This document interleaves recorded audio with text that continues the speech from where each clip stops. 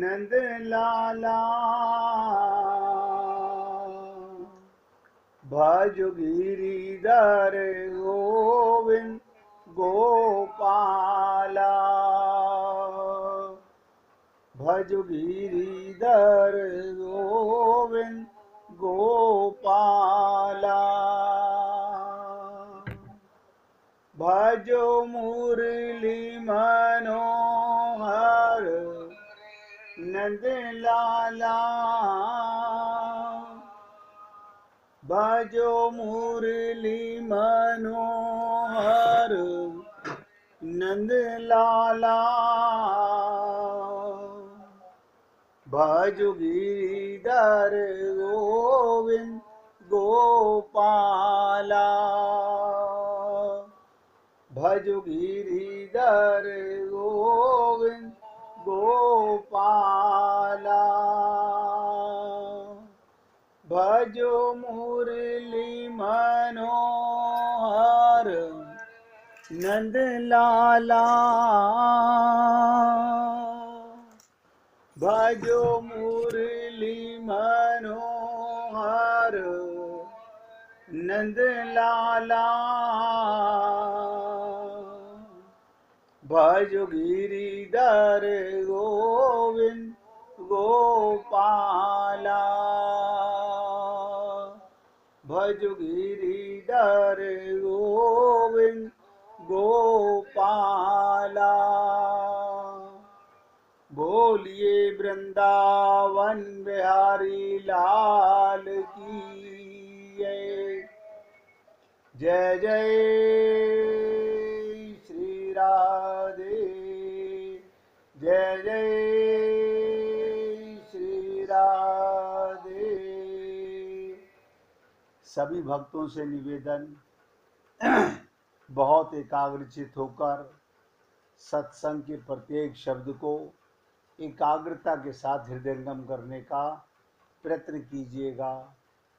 ऐसा मैं क्यों कह रहा हूँ कि आज जो चर्चा आपके साथ मैं करने जा रहा हूँ उसे श्रीमद् भागवत महापुराण में भ्रमर गीत के नाम से जाना जाता है। ये गोपियों और उद्धव के बीच का संवाद है और इतना गूढ़ है कि आपका मन जरा सा भी इधर उधर हुआ आप लीक से हट जाएंगे। क्या मतलब, जैसे ट्रेन पटरी से उतर जाए तो एक्सीडेंट हो जाता है, इसी प्रकार हमारा मन जरा सा इधर उधर हुआ और मन इतना चंचल है, इसको एकाग्र करना बड़ा कठिन है। बहुत ध्यान से सुनिएगा। संसार की 9 चीजें हमारे मन को अपनी ओर लुभाती रहती हैं। शब्द, स्पर्श, रूप, रस, गंध, सुख, दुख, सिद्धि और शक्ति, ये 9 चीजें हैं संसार में मन को खींचने वाली। इनमें मन घूमता रहता है सारा दिन। आप देखोगे ये 9 द्वारों का मन विचरण करता रहता है। और कब करता रहता है? हर पल करता रहता है। आपको और हमको लगता है पूजा कर रहे हैं, हम सत्संग सुन रहे हैं, लेकिन सुनते सुनते ना जाने मन ऐसा कैसे हो गया, क्योंकि बिगड़ा हुआ मन है। हमें पता नहीं था। इसे संसार में, संसार के समान में तब जाने देना चाहिए जब इसकी जरूरत हो, लेकिन ऐसा हुआ नहीं।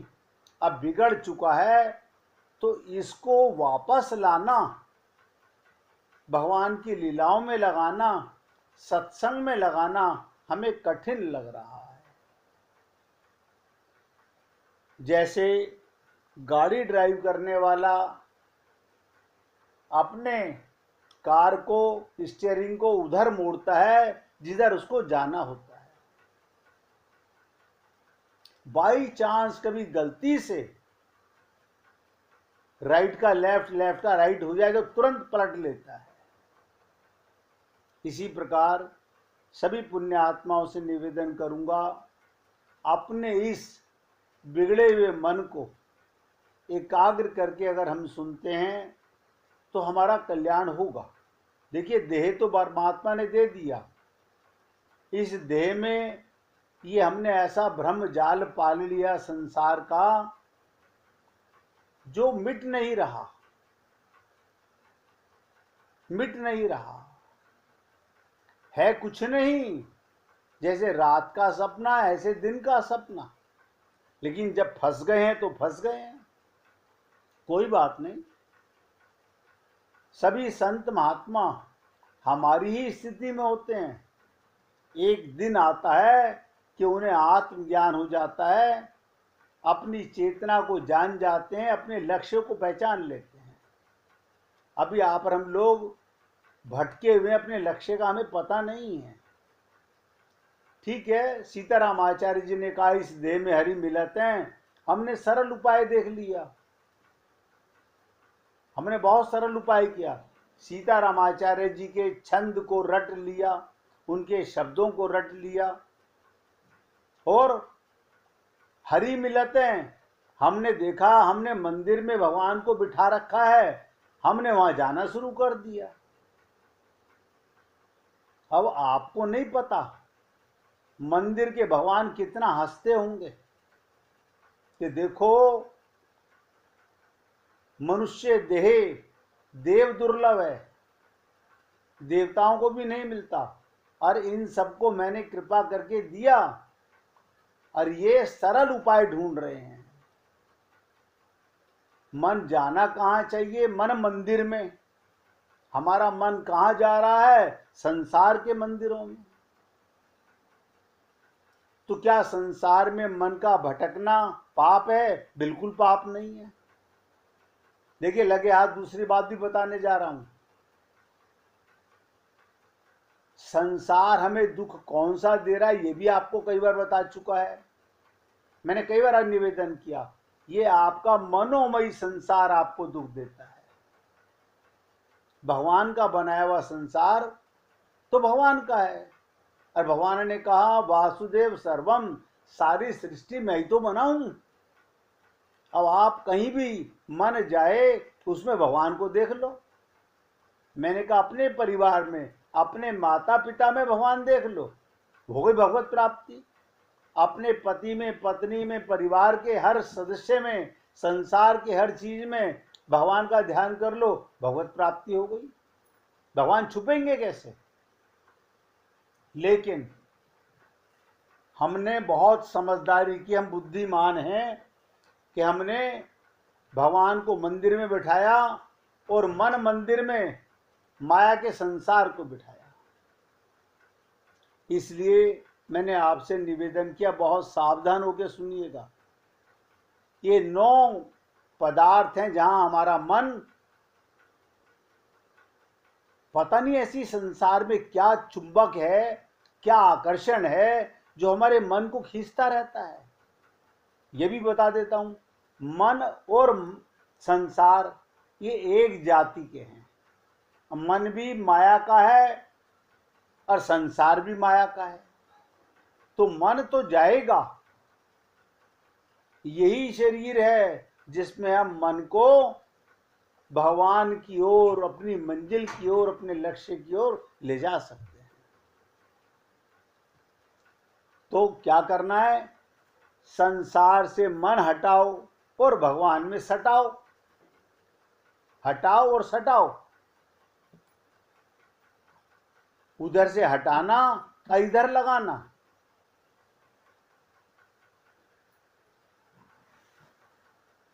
अब देखिएगा, एक दिन किसी समारोह में एक लीला के माध्यम से आपको समझाने का प्रयत्न करूंगा। एक दिन किसी समारोह में एक गायिका की 2 पंक्तियां कानों में एक बालिका के प्रवेश कर गई। एक बालिका के, कन्या के ये 2 लाइनें प्रवेश कर गई। बस वो कर क्या गई? वो घर कर गई। आप और हम लोगों के हृदय में परमात्मा की, रामायण की, गीता की, भागवत की, संत महात्माओं की बातें जाती तो हैं, लेकिन रहती नहीं है। ऐसा क्या कहा था गायिका ने? उस बालिका के हृदय में प्रवेश कर गई कानों के माध्यम से। आप भी सत्संग कानों के माध्यम से सुनते हो। वो 2 लाइनें थी, ऐसे बर को क्या बरूं जो जन्मे और मर जाए, बर बर ये गोपाल जी मेरो चुड़लो अमर हो जाए।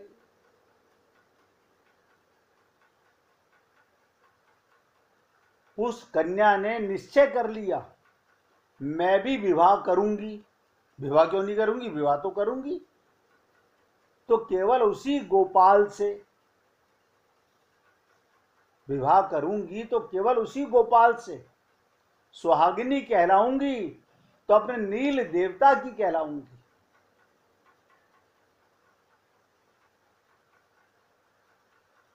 अगर मेरी मांग को भरेंगे, सिंदूर पूरित करेंगे, तो नंद तनय ही करेंगे। मैं मृत्य मानव मेरा वरण नहीं करेगा। बड़े विचित्र शब्द हैं। अगर इसी का मैं सरल तरीके से समझने का प्रयत्न करूं तो क्या किसी भी कन्या का विवाह किसी पुरुष से होता है, उसमें साक्षात परमात्मा विराजमान होता है। शरीर तो दिखने के लिए होता है, मूल तो परमात्मा और आत्मा होती है। अब आप देखिए, अगर कोई भी स्त्री की मांग में मुर्दा तो मांग भर नहीं सकता, मिट्टी तो मांग भर नहीं सकती, शरीर तो मांग भर नहीं सकता। अब ये भाव है, जित देखूं तित श्याममयी। मैंने आपसे निवेदन किया, आपके परिवार के ही मेंबर सारे भगवान का परिवार है, इन्हीं में पहले भगवान को देख लो। बड़ा सरल रास्ता है। सरल बालिका को मन का निश्चय था और साथ ही साथ गोपी का प्राण के प्रति, क्योंकि आज गोपियों की चर्चा करने वाला हूं, तो गोपी का प्राण के प्रति निश्चल विश्वास था। अतः अब तो प्रतीक्षा थी मात्र समय की। उस बालिका ने अपने माता पिता को अवगत करा दिया।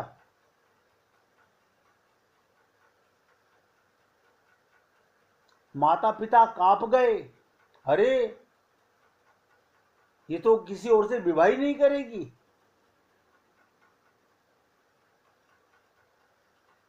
लेकिन बालिका थी ना, तो माता पिता ने बच्ची की रुचि में अपनी रुचि मिला दी।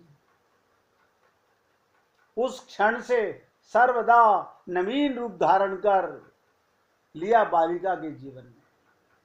ये कथा आप मीरा की समझिए। मीरा को जब उसकी माता ने कहा था, उसने पूछा मेरा दूल्हा कौन होगा मां? तो क्या कहा था? गोपाल जी। उस छोटी सी कन्या ने गोपाल को अपना पति मान लिया। अब बालिका थी, कच्चा मन था, अभी पका घड़ा नहीं थी, हृदय में प्रवेश कर गई बात। लेकिन आप और हम लोग जब संत महात्माओं के पास जाते हैं तो पके घड़े होते हैं। पका हुआ घड़े का मतलब हमारी बुद्धि पहले से, हम अपने को बुद्धिमान मानते हैं। उस क्षण से सदा उस लड़की ने एक बात मन में कर ली, कदाचित श्री कृष्ण मुझे वरण कर लें। इस भावना का भी समावेश समाप्त हो गया। क्या मतलब, शनै शनै उसके जीवन में अब तो वह बन चुकी थी श्री कृष्ण वियोगिनी।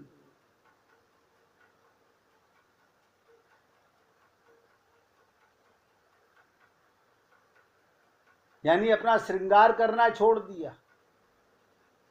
लज्जा निवारण के लिए अपने आप को चुपचाप एकांत स्थल में बैठी रहती थी। कोई दे देता तो खा लेती, अन्यथा उसका भी ध्यान नहीं रहता। श्री कृष्ण दीवानी प्रेम रस में सराबोर रहती। आप बताइए, काश आप और हम लोगों को भी बचपन से जिसके लिए शरीर मिला, जिसके लिए आपको मन बुद्धि चित्त मिला, लेकिन प्रेम रस नहीं मिला, हमें वो प्रेम वो सुख मिला जो रहेगा नहीं, मिटने वाला, घटने वाला। रोजाना जब सुबह होती तो बालिका अपने निवास स्थल के निकट, ध्यान से सुनिएगा, बहने वाली एक नदी के तट पर पहुंच जाती।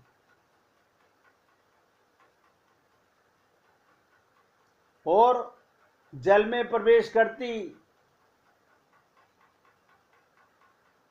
और सूर्य भगवान को अर्घ देती। घर से बाहर आने का इतना ही क्रम शेष रह गया था। जैसे गोपियां भगवत प्राप्ति के लिए यमुना पुलिन पर जाकर स्नान करती और कात्यायनी का व्रत करती दिखाने के लिए, अन्यथा अपने एकांत कक्ष में बैठी वो चिंतन करती रहती अपने प्राण बल्लभ का, अपने प्राण बल्लभ का। आप सबके हृदय में, हमारे हृदय में भी वही प्राण बल्लभ बैठा हुआ है, हम उसका चिंतन नहीं करते। हमारा मन अंतर्मुखी नहीं हुआ है। ये ध्यान, ये साधना, ये इसलिए कराई जाती है मन को अंतर्मुखी कैसे लगाया जाए। मैं तो आप लोगों से नम्र बार बार निवेदन करता हूं कि सत्संग सुनते समय कम से कम आंखें बंद रखो। एक गोपी ने कहा, मुझसे आंख बंद करके नहीं सुना जाता।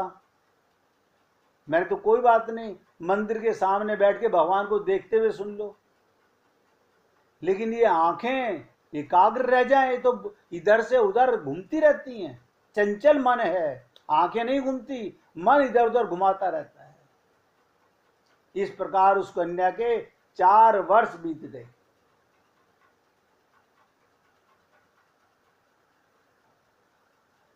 शरीर सूख गया, शरीर सूख गया।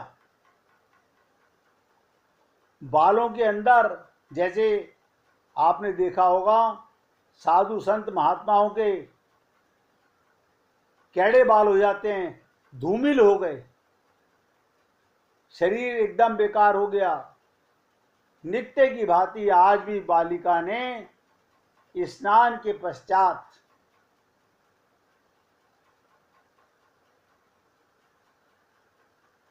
घर की ओर जब लौट रही थी, कुछ दूर जाने पर क्या देखा, एक नव नीरद वर्ण बालक उसकी ओर देखकर मुस्कुरा रहा है। भगवान ये देखना चाहते हैं आपका मन कितने % मुझ में लगा है। बस भगवान आपका तन नहीं देखना चाहते, केवल मन देखना चाहते।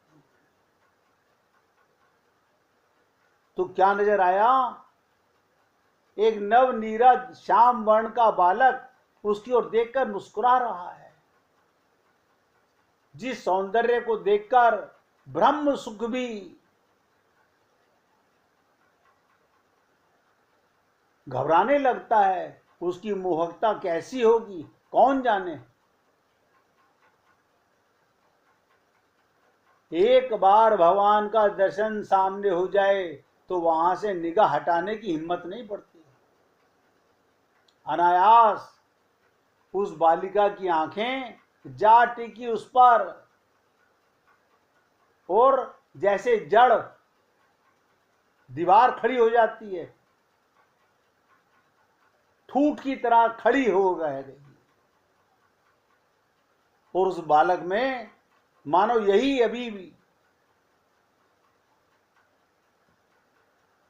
वीणा बजने लगी, भगवान की बांसुरी स्वर में उठने लगी।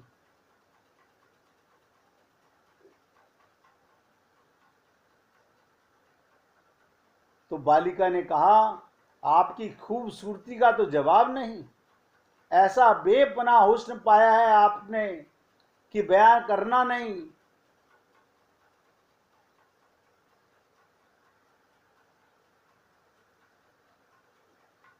आप सोचिए, ये कौन तारीफ कर रहा है? वो बच्चा उस लड़की की कर रहा है जिसका शरीर सूख चुका है। तो आप और हम तो सुंदर तन को देखते हैं, भगवान क्या देख रहे थे? सुंदर हृदय देख रहे थे। और भगवान जो बालक थे, उनके मुख से क्या निकला? ऐसा बेपनाह हुस्न पाया है, आपके बयां नहीं कर सकता। मगर एक बात मेरी समझ में नहीं आती, आपने अपने इस बेमिसाल हुस्न को इतना नजरअंदाज क्यों कर रखा है? आपको नहीं पता आपके हृदय में वो प्रेम कैसा भरा हुआ है। और आप हम सब लोग उस खजाने को, उस हीरे को, जीवन को भूले हुए हैं। ये मानव देह ही है जिसमें आप आत्मज्ञान से परमात्मा तक जा सकते हैं। भगवान कहते हैं, क्या नरगिस आंखें हैं, मगर ध्यान से सुनिएगा, आपने सुरमे की जगह, काजल की जगह इन आंखों में अश्क भर रखे हैं। गोपियों की आंखें सदा प्रेम में डबडबाई रहती हैं। अपने अश्क भर रखे हैं। कैसी गुलाबी जिल्द है, उसे आपने सवेरे सवेरे इस दरिया में डुबोकर, डुबकी लगाकर, तौबा तौबा। आप सोचिए, भगवान ये तारीफ कर रहे हैं और मंत्र मुग्ध सी बालिका सुन रही थी। पर सहसा उसके अंदर ज्ञान का उदय हो गया। आपके और हमारे हृदय में अभी तक ज्ञान नहीं उदय हुआ है, आत्मज्ञान नहीं हुआ। देह तो मिला, भगवान ने अपनी कृपा का पूरा मौका दिया। उस बालिका के अंदर आत्मज्ञान का उदय हुआ और वो बड़े जोर से नाराज आते हुए बोली। देखिएगा, प्रेम के अंदर भगवान पर नाराज होकर बोल रही है, तुमको क्या पड़ी, मैं सवारूं या रखूं, तुम पूछने वाले कौन हो? भगवान एक्टिंग कर रहे हैं डरने की, ऐसा प्रदर्शन करते हुए उसने दोनों हाथ जोड़ लिए। और वो बालक, भगवान क्या बोला? खता माफ हो सरकार, जरूर मुझसे कोई गलती हो गई होगी, नहीं तो भला आप इतना नाराज क्यों होती? बालक का फिर से वो मधुर स्वर सुनकर वो बालिका जड़मत हो गई। आपको नहीं पता, आप और हम लोग आत्मा से, जीव आत्मा, कभी मौका पड़ेगा आमने सामने बैठ के, क्योंकि इसकी बहुत लंबी व्याख्या है। जीव हटाना है, केवल आत्मा आपका स्वरूप है। लेकिन अभी हम लोग जीव आत्मा है। जैसे शरीर को चेतन कर रही है तो जीव आत्मा है। जब तक ये सूक्ष्म शरीर, ये स्थूल शरीर दुख नहीं दे रहा, सूक्ष्म शरीर मूल कारण है। और 99% लोगों को तो ज्ञान ही नहीं होता कि सूक्ष्म शरीर कहते किसको हैं। ये सब कहते हैं मेरा मन मेरा मन, यही सूक्ष्म शरीर है।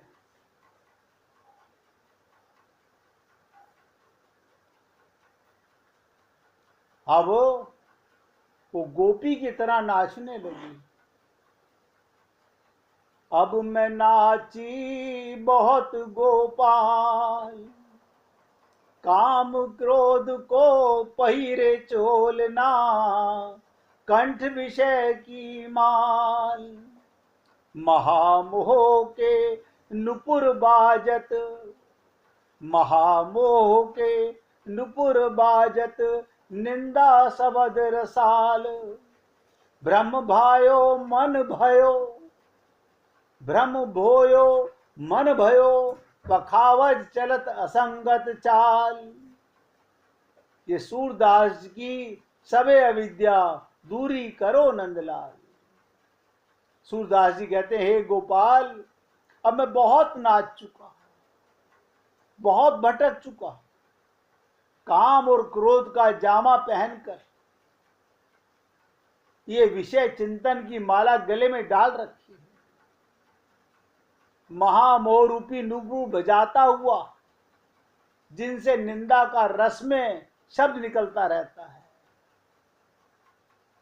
महामोहग्रस्त जो लोग बहुत ज्यादा महामोह में ग्रस्त होते हैं, वो निंदा करने में भी उन्हें सुख मिलता है। ये मन नाचता रहता है। भ्रम से भ्रमित मन ही पखावन, क्या बताओ, अज्ञान से भ्रमित मन ही बना कुसंग की चाल में चलता हूं। आप हम लोग कभी नहीं समझ पाएंगे। अनेक प्रकार की ताल देती हुई एक तृष्णा, देखो हमारे मन में कितनी तृष्णा है। और कभी आप सोचिएगा, क्या भगवान को पाने की तृष्णा है? हाँ, होती तो है, लेकिन 99% संसार की होती है, माया की होती है।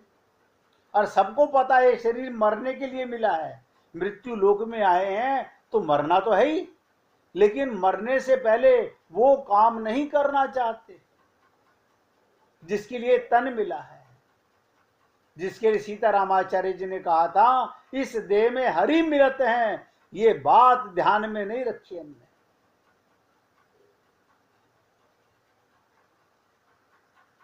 एक धारणा मन में धारो, ये शरीर तो मिल गया, अगर हरि नहीं मिले तो न जाने कबहू के करी करुणा नर देही, फिर कब हम पे कृपा होगी।